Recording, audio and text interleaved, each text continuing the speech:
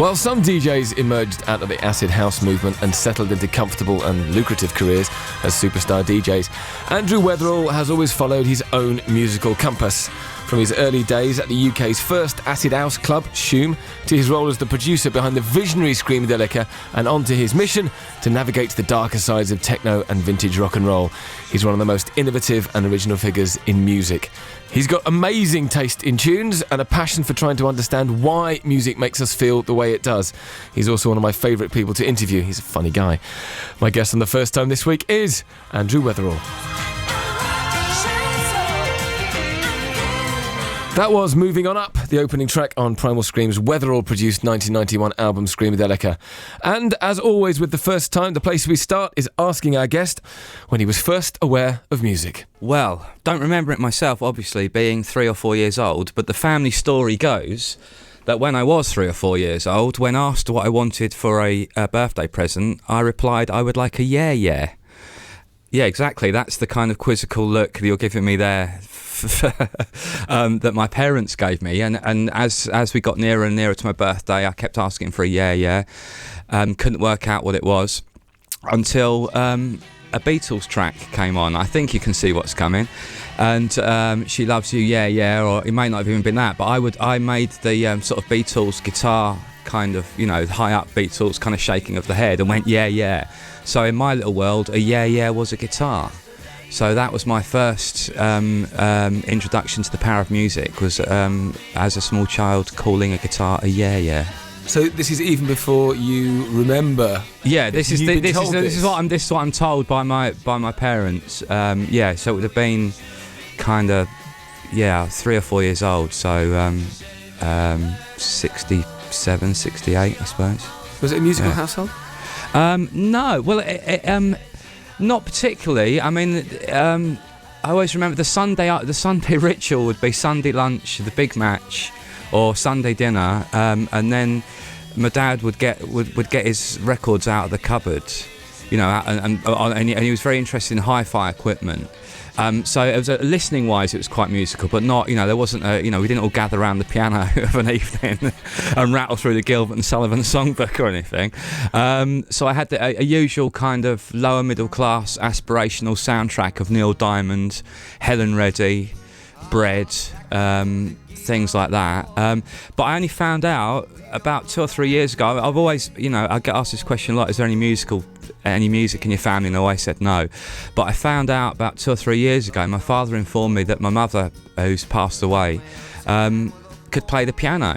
I didn't find that out until I was, in my 40s. And he said she was very shy about it. She kind of gave up. Once she got married, she gave up. And if she was playing the piano and anyone came in the room, she would stop. And was very shy about it. And I didn't find this out, so I assume there must be some kind of musical genes passed down somewhere along the line. But yeah, as I say, I didn't find that out until 3 or 4 years ago. When you said your dad used to get the records out, did that feel from an early age something quite special was about that? Oh yeah, it's looking back on it, it was quite ritualistic. That's the word. Yeah. That was.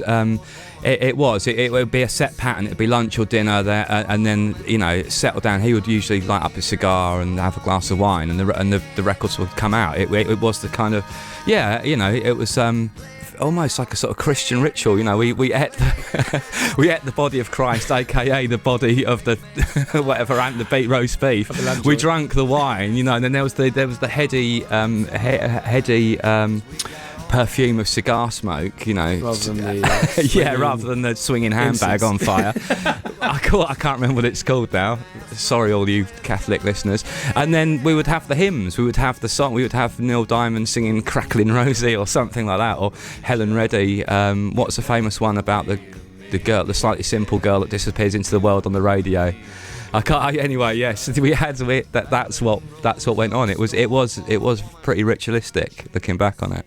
And when did you first own a piece of this music that was yours and you could play it anytime you wanted?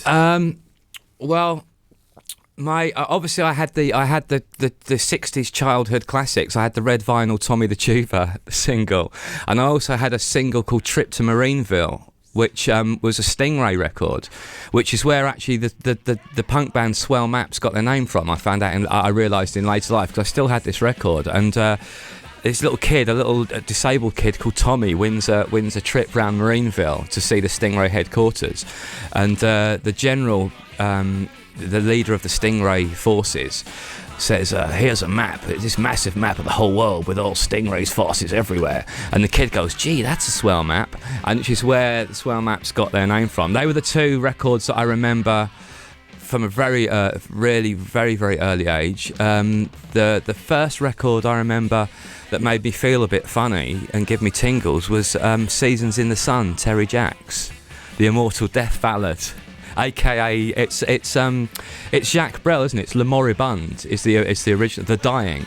So this may explain a lot of my later musical tastes and general outlook to life. The first record that made my loins tingle was a death ballad.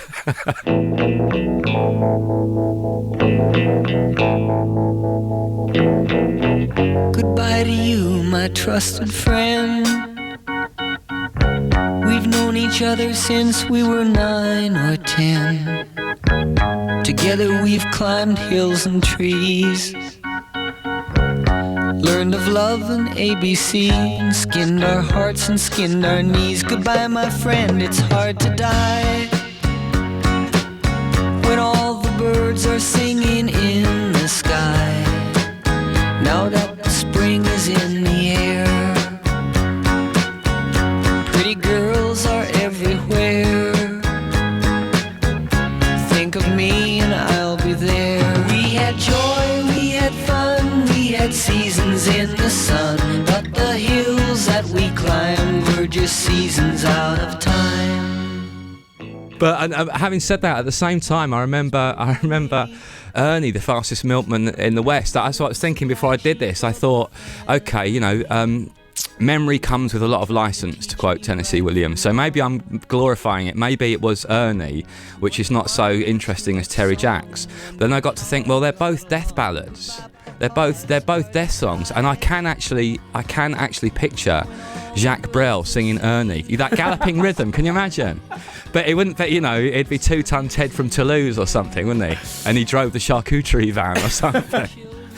So that my earliest memories are being moved by kind of death songs, like story songs, death ballads and story songs, and that's something that stayed with me. I do love a good, that's why I love country and western. That's why I love a lot of rock and roll, is because they are kind of cautionary death songs. You could hear the hoofbeats pound as they raced across the ground, and the clatter of the wheels as they spun round and round.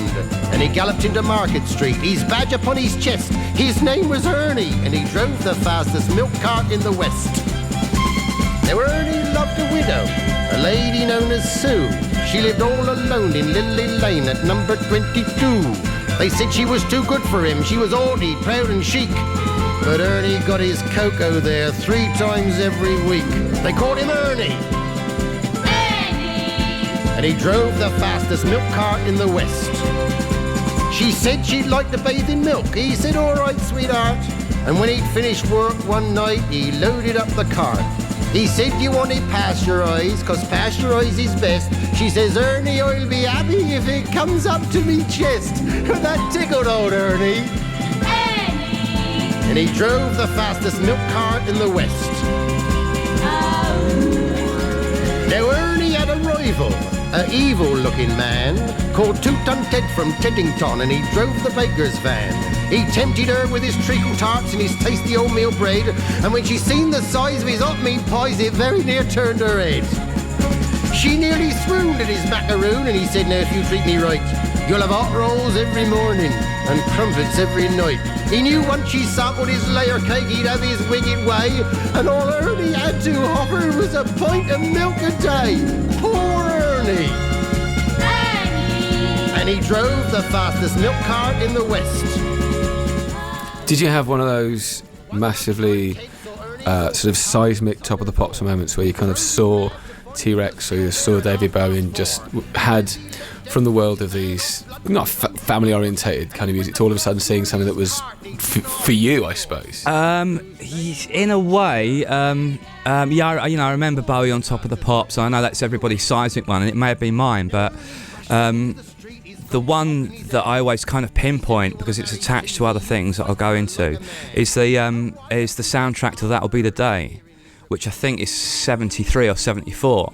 And that's when I made a real connection with rock and roll being kind of otherworldly, because it was Johnny Remember Me, Poetry in Motion, Johnny Tillotson, I can't remember what else is on there, At the Hop, Danny and the Juniors,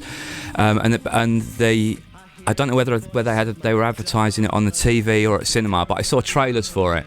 So you got to see Teddy Boys, you got to see Ringo Starr in a leopard skin drape jacket, you know. What's not to like? Yeah, and bumper cars, and so that was the first. That was the first thing the first music that really got me excited was 50s rock and roll. And it's weird, it wasn't mine. It was 20 years. It was a 20-year-old revival. You know, mid-70s in England, there was glam rock and there was a rock and roll revival. Not just England, I mean, all over Europe. So that was the thing that really got me. But then I had all that music. I had all those. I had At the Hop, Poetry in Motion. I had them all running around my head. And I remember one afternoon, sort of half term or something, I remember kind of rummaging around in the house or in the garage, and I found a cardboard box full of 7-inch singles, and lo and behold, what's in there? Poetry in Motion, Johnny Tillotson, Johnny Remember Me, At the Hop, Danny and the Juniors, some early Elvis 7, some early Beatles things. So that kind of kick-started, that kind of joy of discovery. Okay. Was kick-started as well. You know, that kind of, you know, at 11 years old, I'm searching through the dusty crates and finding the music. So that was a crucial moment for me, not just musically, but conceptually. You know, music and fashion, and music and collecting music. What about the first gig that you went to, which is another thing? The Kinks, 1974, Schoolboys in Disgrace tour. I think it was the Drury Lane Theatre. With my school friend at the time, a fellow named Paul Barker, I seem to remember, and I think we went with his parents took us. What era Kinks is that now? 74, 75, and they did an album called Schoolboys in Disgrace, which was a concept album about schoolboys in disgrace, I'd imagine. And again, I may be kind of colouring in a little bit here, but I seem to remember they had school uniform on. They did Schoolboys in Disgrace, the concept, and then they launched into their greatest hits.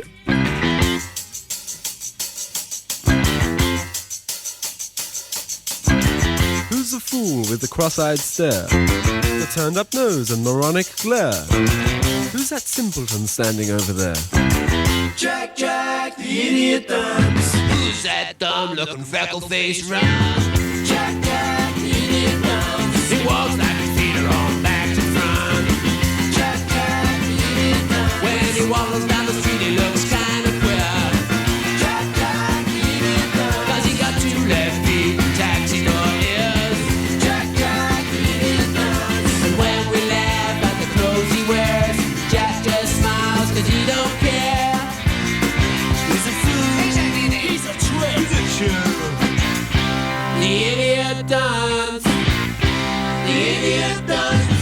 Who is always the bottom of the class. Jack, the idiot dunce. Who's a fool, who's a gook, who's a gook and an ass. Jack, the idiot dunce. When we take examinations, he never gets a pass. Jack, the idiot dunce. And we all put him down 'cause he can't think fast. Jack, the idiot dunce. We ridicule him and punch him around, but Jack just laughs and stands his ground.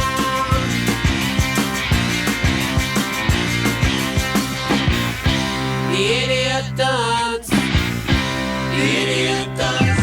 Yeah, he's so good at it. Whoa,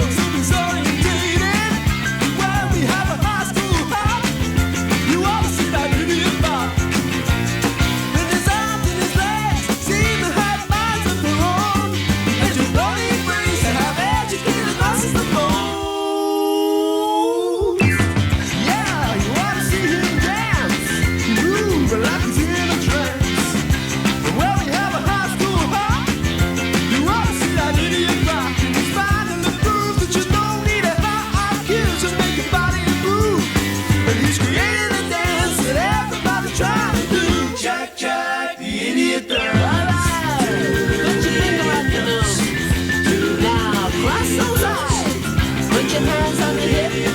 Now wiggle that side. Yeah. So you got to do the idiot jack from your head to your tips and your toes.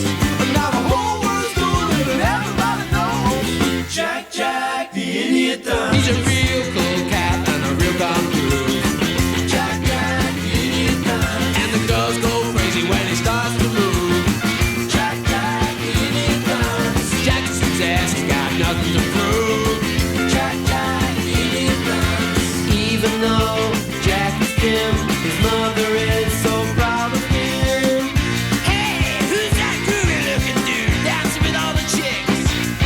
The idiot does. The idiot does.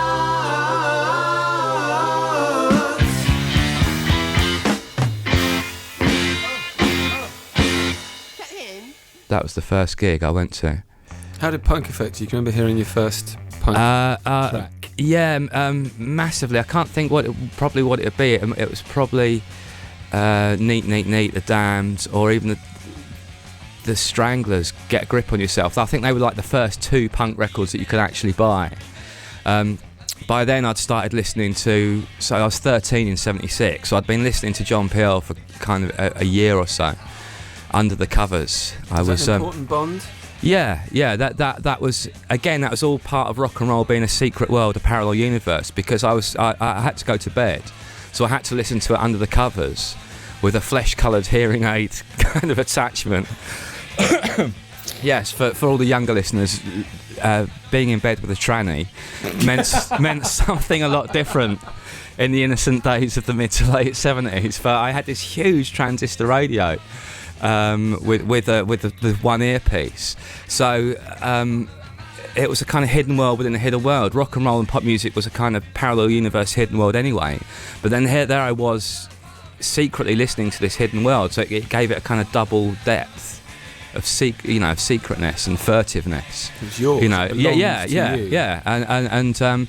And before punk came along, Peel was playing he wasn't playing the usual prog nonsense. I probably first heard Brian Eno records on there. I first heard Viv Stanchel on John Peel, which was a real eye-opener to me. And again, it was not just the music, it was the whole thing with punk. It was because I'd grown up with glam rock and 50s rock and roll, which, let's face it, glam rock is just rockabilly with sparkly trousers on and a mirrored hat. When punk came along, there was a whole package. There was cool clothes and there was attitude, and that's what attracted me. And it's hard to describe the social impact that punk had.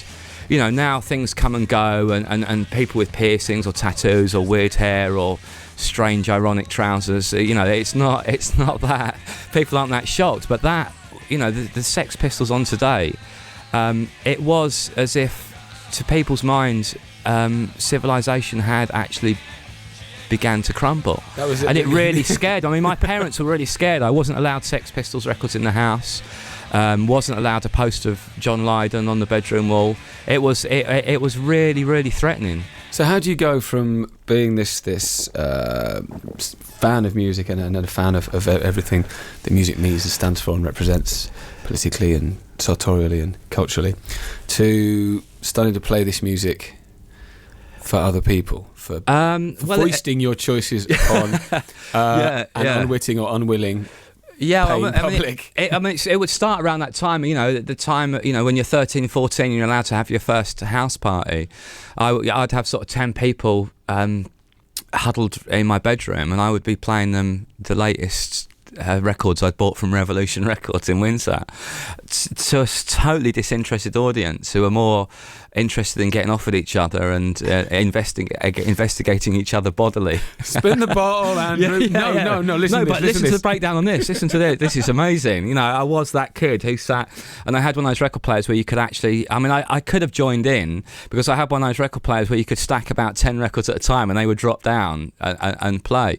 But wanting to share that experience with people. I got that sort of 12 or 13 and just kept collecting records. And whenever anyone had a party, it was just like, oh, we'll call him up. He's not interested in the ladies. He'll just want to play the records, which, usually did. But that was the first time. You know, it was literally, let's have a party, and I'll sit in the corner playing the records as a soundtrack to your adolescent fumblings. When did you first get paid to do it? Can you remember? Now I can't remember. Rather than being paid in fizz bombs or sherbet tip tabs, did you actually get paid? Yes. Now I don't think it was supposed to be a paying gig, but whether I actually got paid because I only played half a record, I got booked to play. This would have probably been about 84 or 85. I got booked to play at a club, Queens it was called. It was on the side of a reservoir in Colnbrook, which is just off the M4. And a few years later, it would turn into an acid house club. But I turned up with my eclectic selection, and I noticed they had a smoke machine. I thought, right, okay. Oh, look, I so happen to have a copy of the theme from the 633 Squadron in my bag. What a great entrance that would be if I flooded the club with smoke and played the theme from the 633 Squadron, which I duly did.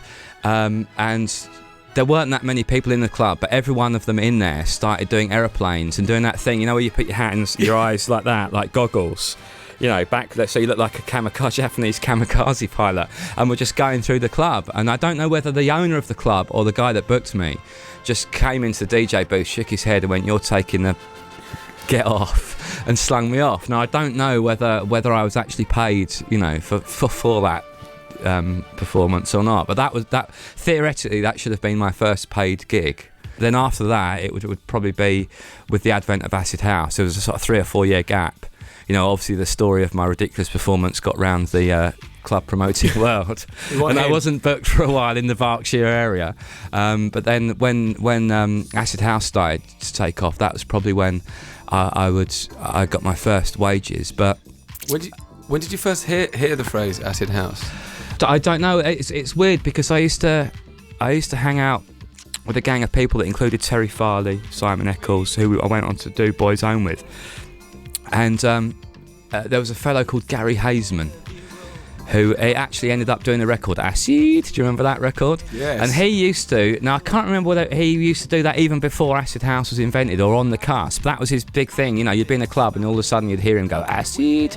So that was the kind of first introduction to it. But it was weird. A lot of people say acid house was like an epiphany to them, but it wasn't really to me because after punk came the post-punk thing and a lot of electronic music. You know, I'd go and see Throbbing Gristle when I was sort of 16, 17, a Cabaret Voltaire. You know, I'd been introduced to a lot of proto-techno music. So when I went to the Shoom, it wasn't a great eye-opener because they were playing records that I knew. They were playing the Residents and the Wooden Tops and things like that. So it was a kind of smooth transition. I wasn't a total rock and roll kid who suddenly discovered dance music. In tandem with punk rock, I was also listening to disco and Brit funk. You know, I liked High Tension and the Olympic Runners and things like that because I liked the music, and you could also go to those events and dress up without fear of being threatened. You know, and it was all part and parcel. I never got that down with disco thing that you were supposed to adopt when you became a punk rocker. People do refer to Shoom, the nightclub in London, as kind of, it's been etched in stone. This is the birth of you know, sort of Balearic acid house. It comes from here. But to look at the history that led up to that with other acts, like you're saying, hasn't really been. People don't recognise that. It's easy to just go, that's where it started. Came out of the blue. Yeah, well no, I mean the story has. But I mean, it didn't. I mean, it came from Ibiza. It was Paul Oakenfold and Danny Rampling coming back 86, 87 from holidays in Ibiza, having been to a disco a club where you'd hear disco records, you'd hear electronic music from Europe all mixed together, and they just came. But they brought it back. I mean, Danny, I think. Paul Oakenfold beat Danny to it probably by a couple of weeks with The Future at Ziggy's in Streatham, and then Danny did the Shoom. But yeah, that was and it wasn't they weren't just playing house music. That's the thing. The acid house scene as we kind of know it, especially in the south of England, sprung from those clubs playing a very eclectic mixture because there weren't that many house records around. What was the first remix you did, and how did you progress from just playing records to messing other people's up? I think the first one, I think the chronology is, I may be wrong, the first one was East India Company. It was a track called Oh Je Suis Soul, and I think the East India Company was someone that used to be in Blancmange. I think that may have been the first one, and then the second one I think was possibly Hallelujah, Happy Mondays, which I did with Paul Oakenfold.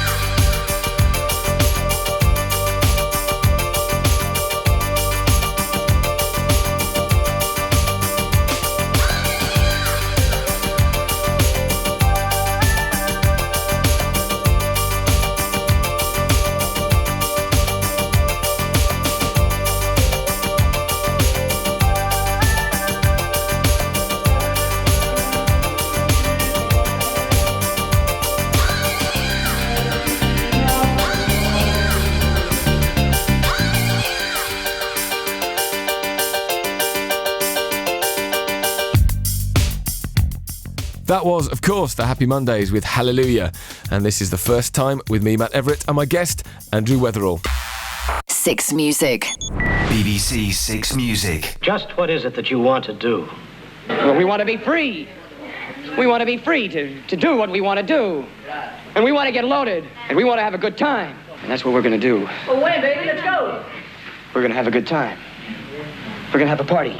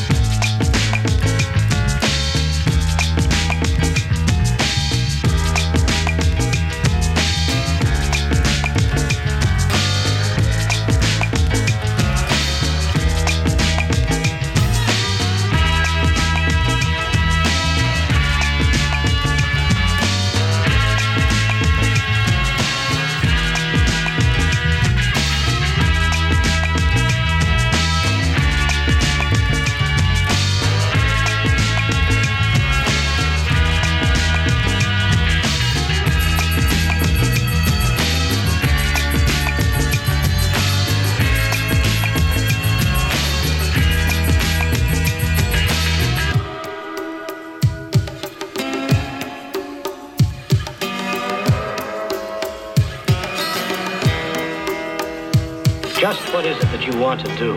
I'm gonna get deep down, I said. I'm gonna get deep down. Woo, hey!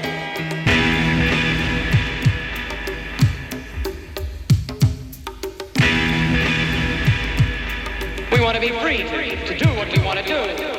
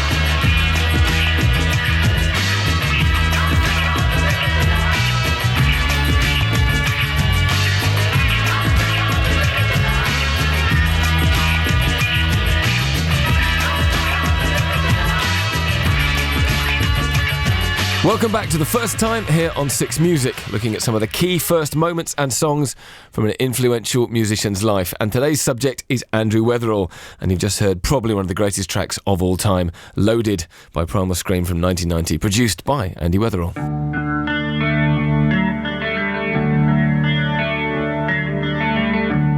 When was the first time you met Primal Scream? Right, now that would be at Exeter University. I'd been, by this time, I think Acid House was probably 88, 89. And I was doing a bit of writing for the NME. I think they begrudgingly thought they better cover Acid House. So I got called in. A friend of mine, Graham Sherman, was writing for them at the time. So I got called in to do this club column, which would get edited and truncated and make no sense. So I gave it up in the end because it was just all my hilarious jokes and anecdotes are being chopped up and punchlines left off. But as part of that, I think I was asked to go and review Primal Scream, at Exeter University. And I did this. It's really it was called Sex, Lies and Gaffer Tape. Was the headline. It got quite a big. The enemy must have liked it. I think at the time the enemy thought I was being ironic. I did one of those, so here I am on the train on the way to the gig, one of those, and I think they must have thought it was an ironic kind of take on a rubbish local newspaper review and thought how hilarious, but it was actually there was no irony attached at all. It was just riddled with cliches, which they obviously thought was me being a very good writer.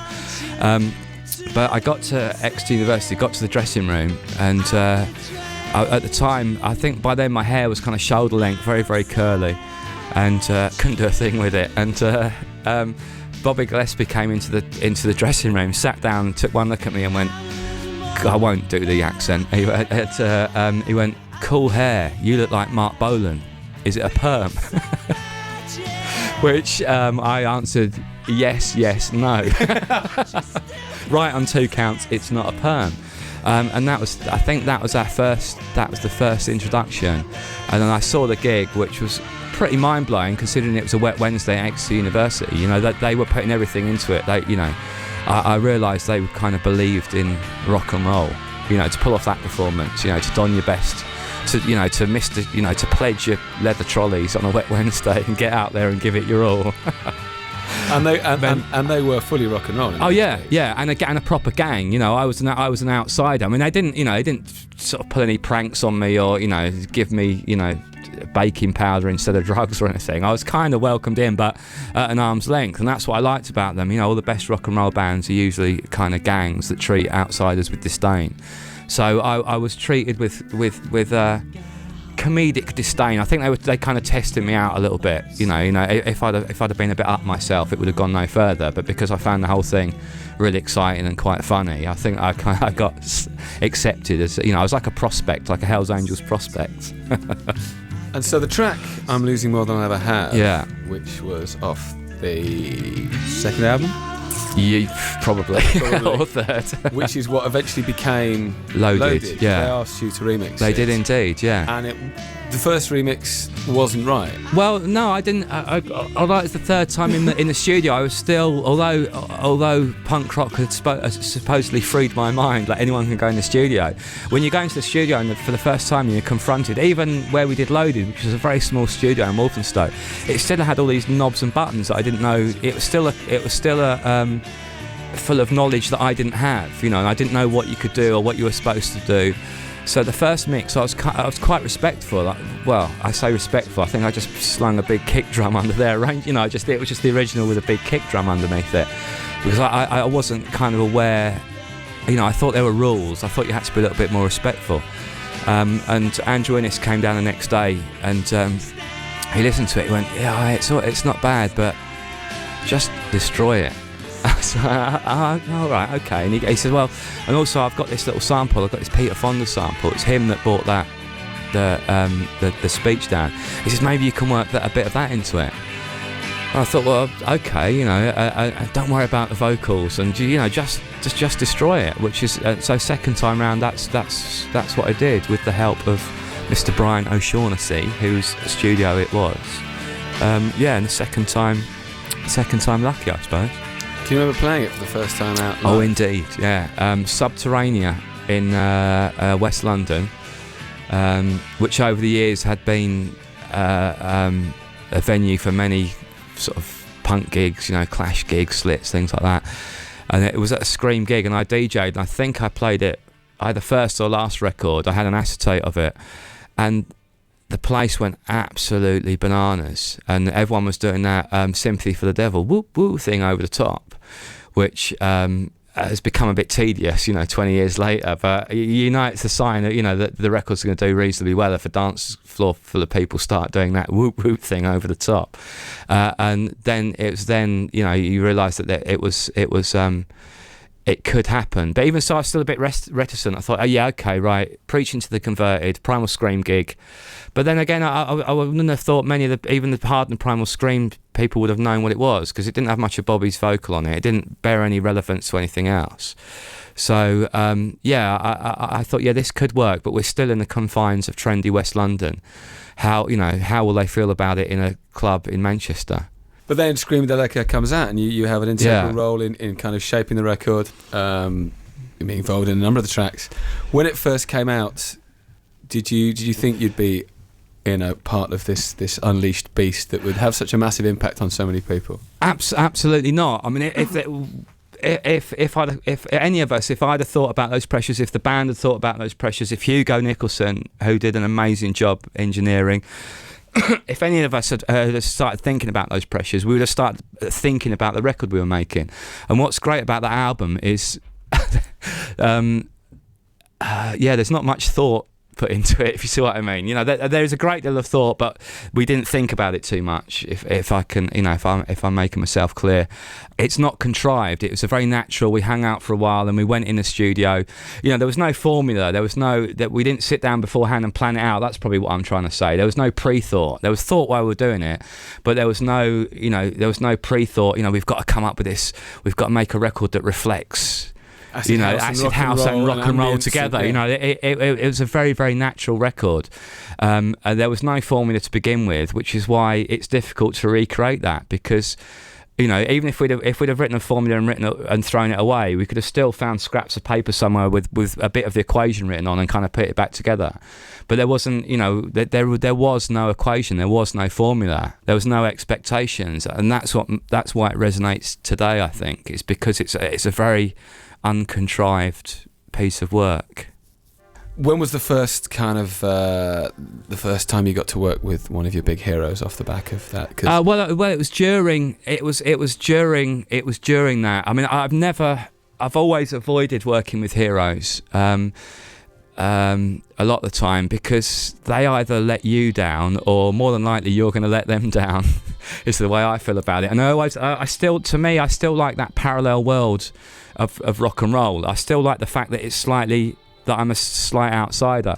The only way I can describe it is about 2 or 3 years ago, I went down to take the rubbish out at home, and standing the other side of the gates on the phone was Malcolm McLaren, because I live next door to quite a trendy restaurant, and there was a gate between us, and I thought, well, I could go out, I could open the gate and go, you know, like, just like, you know, blah blah blah, do the whole "you changed my life." But I thought, no, I'd rather that there's a metaphorical and literal barrier between us, and I always want there to be between certain people. I don't want that world, because then somehow that mythical rock and roll world becomes a little bit more ordinary, you know, by my own making. So I always try and keep a kind of metaphorical and sometimes literal metal gate between me and heroes, you know. So the one exception, I suppose, has been Jar Wobble.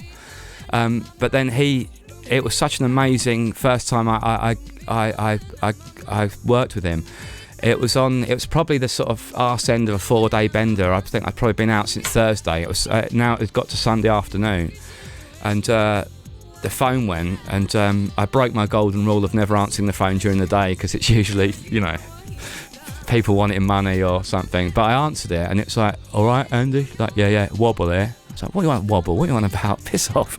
Put the phone down. It's a terrible club in Birmingham. Wobble? What are you talking about? And then it went again. He was like, no, I've been giving you a number. We had a mutual friend. It's Jar Wobble here. And he convinced me that it was actually Jar Wobble calling me on a Sunday afternoon. And that led to Boyzone putting out his first record for quite a number of years. I think he just decided that driving a tube train wasn't for him and he wanted to get back into music. What was the record? Bomber. I think it's the first record that he'd put out for some time. So then a few years later, when doing Screamadelica, we're doing Higher Than the Sun. Just all of a sudden, it's like I did that Get Me Wobble on the phone. I did that sitting in there, in this really Eden Studios. £1,000 a day at the time. I think. I did. It felt quite good to be that out of it and then to tell someone Get Me Wobble on the phone. But that's the one and only time I've done it. But then Wobble's not like, he is a very down to earth. I didn't feel overawed by him or anything. He's got that about him. He's very welcoming. He's a very open person, and I think because of that, that's probably my first experience of working with a hero. I don't think that can be bettered, so I've kind of left it at that. I think that's why I don't. You mentioned Boy's Own. When did the idea to first start running a label? Well, that came as the magazine and the parties became a success. I think we were approached. I didn't have that much to do with the label, to be honest with you. I left that to Simon, and because lawyers started showing up and contracts and stuff, and I'm not good with that these days as a supposedly grown-up adult. So I was even worse back then. So I think I kind of took a little bit of a bit of a distance. I think it was London Records, because we were organising parties and people that worked at London Records were attending them. And we had friends that worked there. Johnny Walker, who was one of the original DJs with Danny Rampling and Paul Oakenfold, he worked at London Records, so he could see us as a kind of A&R source, which is why big record companies offer chancers like us lots of money to start record companies, as an A&R source. Doesn't happen so much now, but back then we were seen to have we had our finger on the pulse. We would know what new bands, we would know what were new hot records, so we were taken on board as a kind of label stroke A&R resource. But I kept a little bit of a back seat, and then eventually left. And as soon as I left, Underworld were signed and took over the world and made the label millions. What about Sabres though? Because Sabres of Paradise, that seemed to be philosophically and musically a left turn in many ways. Yeah, a little bit. I mean, I suppose it was my urge to cut. It was a snapshot of my schizophrenic soul boy disco mentality, I suppose. I wanted to make disco records with guitars in, I suppose, and with a slight sort of dub influence. I wanted my own band at last. Couldn't play an instrument, couldn't do anything really, but I was still going to be ahead of this gang. I think that was the idea. I wanted my own recognisable gang. I think that was the kind of thinking about it. And the name Sabres of Paradise, it just conjured up visions of a kind of 50 street gang.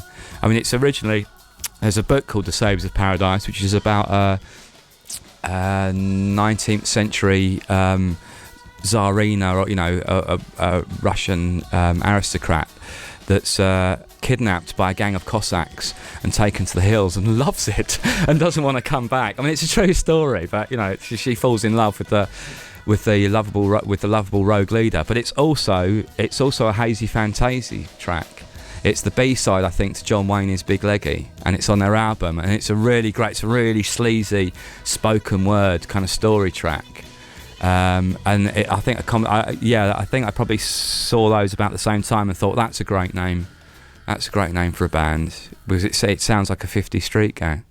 Over the past maybe 5, 6, 7 years, your love of rock and roll has become more publicly pronounced, I suppose. Yeah. You kind of there's more rock and roll tracks appearing on compilations. There's more. You're flying the flag for something you've obviously loved since, as you explained, since day one. But it's kind of becoming more of a vocal passion for you. What's if you were to play someone, right? I'm going to play one definitive rock and roll track. I've got one track.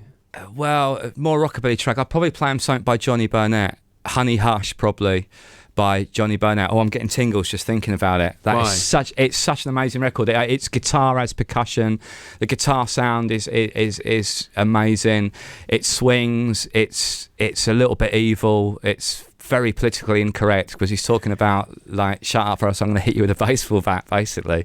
You know, it's just got everything that would upset the old folk about rock and roll. It'd either be that or Link Wray's Rumble, which at the time, now check this out, in New York State it was banned because they thought it would lead to teenage delinquency, and it's an instrumental.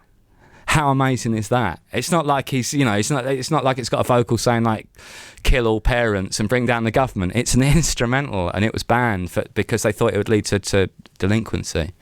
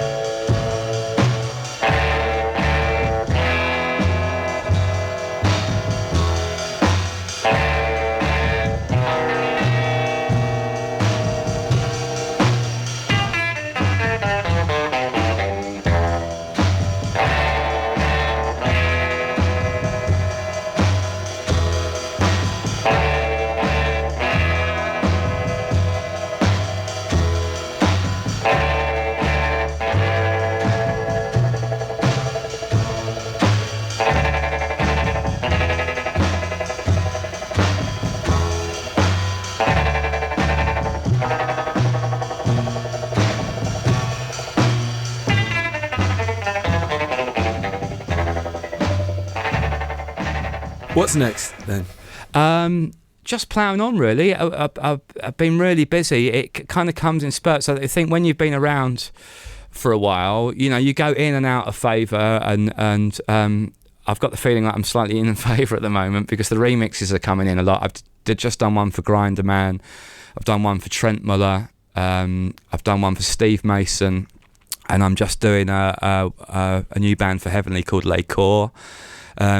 I've had some great offers to produce albums by Pete Molinari, Joe Gideon and the Shark, and The Twilight Sad on Fat Cat.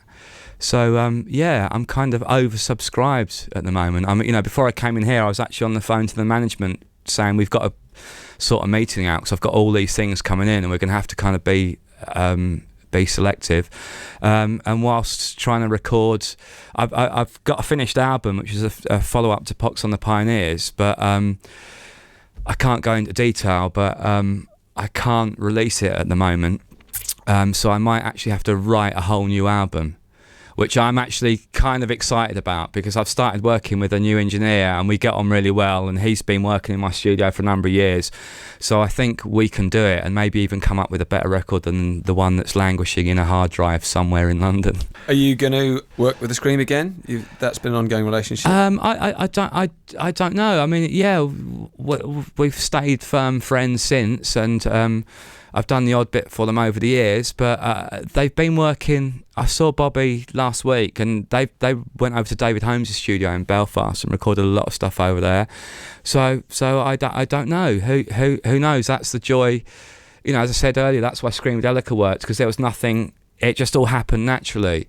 You know, if the record company start thinking, oh, what, you know, like if we put them together and we use this formula, it's not going to work. But if I do a body of work and Bobby or Andrew listen to it and think, oh, that's good, we could get involved again, or we start hanging out a bit more again, and it happens naturally, then yeah. But I'd hate to be in a situation where it's like, it's 20 years since Screamadelica, let's all get together and, can anyone remember the formula? Well, no, there wasn't one. Okay, that's yeah, it'd be great if it happens, but if not, so be it. Do you still feel like the same guy playing those records for his mates? Oh, absolutely, yeah. Especially the gig I just had on Saturday at the Enniskillen Arts Centre. God bless them. I got booked to play at Enniskillen Arts Centre and got there, and there was about 30 people at Willie Rambler's bar. I should have really guessed by the name of the bar, Willie Rambler's bar. And I started playing, terrible sound system, about 30 people in there, but I thought, well, okay, then just be professional, get your wages, you've got some bills to pay. And 20 minutes in, I've got 4 local young lads, obviously out to prove something, wanting to fight me, so I'm having to kind of square up to them. They got bundled out. 5 minutes later, a young fella comes up to me and hands me a paper plate, which is sometimes happens because it's it's got to have a message written on it, and I thought, oh no, it's going to bear the legend, have you got any funky house or something. And I took this plate off him in a little bit of a disgruntled fashion, and then read it, and it said, God knows what you're doing here, 4 question marks, but there are people here that love you. You are a legend. Deep breaths. Carry on. Kiss, kiss, kiss. So I was playing music to about 5 or 6 mates. Still, here we are 20 years later, and it still does feel that. But even when you're in a more successful club environment, it still feels like that. It still feels like I'm trying to, I've heard this record for the first time. It's a little bit vicarious, I suppose, a little bit vampiric. It's like, I want to get off on your energy. Yeah, I want to get off on your feeling, a feeling that I can never have again, because this is not the first time I've heard this record. Bit symbiotic, I suppose. Final thing is, what's the last record that we should play? It can be anything you want. It can be a record that means a lot to you. It can be one of your records. It can be a record sums up your life. It can be anything you want. Yeah, I mean, let's go with T-Rex's Solid Gold Easy Action, because in my mind, this is although I had records as a kid, in my mind, this is the first record that I bought with my own money.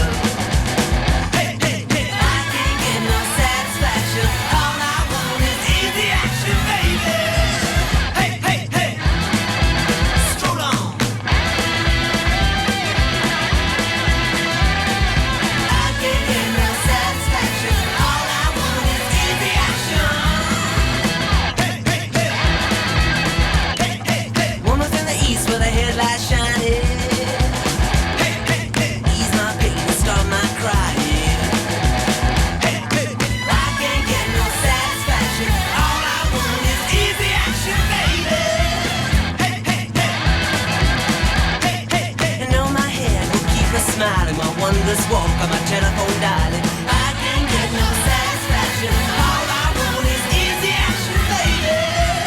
Hey, hey, hey.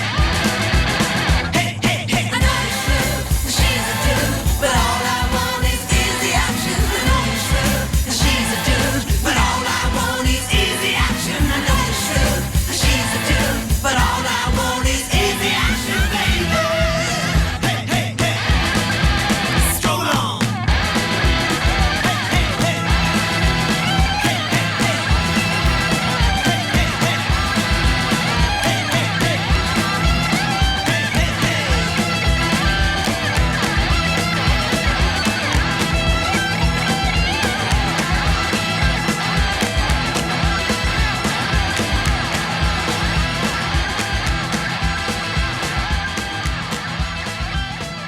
Six Music.